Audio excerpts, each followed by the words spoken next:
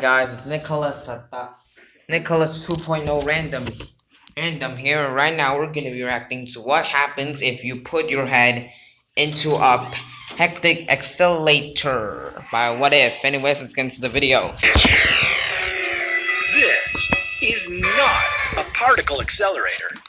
A particle accelerator is not some kind of evil supervillain torture device. Ready. A particle accelerator is used for health, safety, discovery, and for learning more about our universe. How? You can't see what it does, but How is a particle accelerator do all these things? How? I want to know. you can feel it. The question is, can you survive its effects?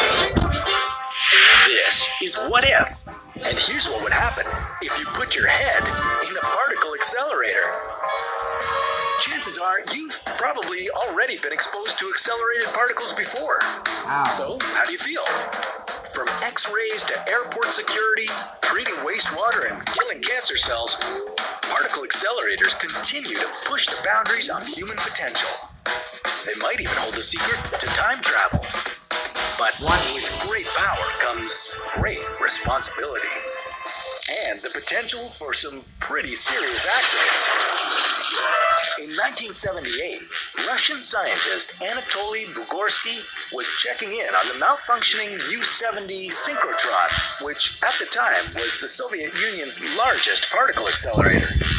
Of course, in those days, checking in meant putting your head in there and taking a good, hard look for yourself. It's hard to imagine what Bugorsky might have been looking for since you can't physically see accelerated particles.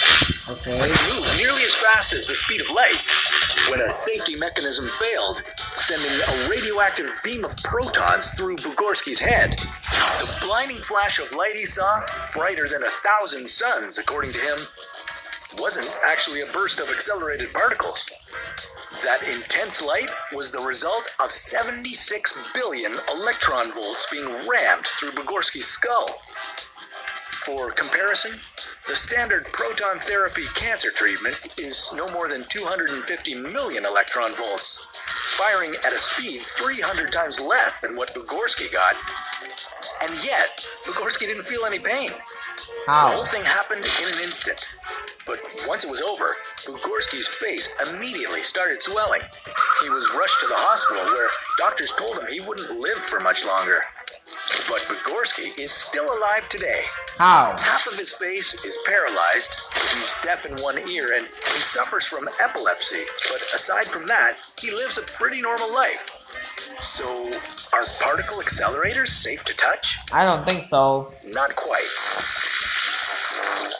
By today's standards, the U-70 synchrotron that shot through Bugorsky's head is actually a very weak particle accelerator.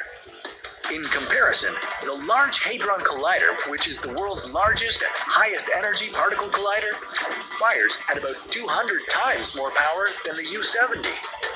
This thing shoots high energy beams around a ring that's 27 kilometers long, at a speed that's equivalent to circling the world 7.5 times per second. What? The purpose of this is to produce high-energy collisions that will recreate the same conditions that followed the Big Bang that created our universe.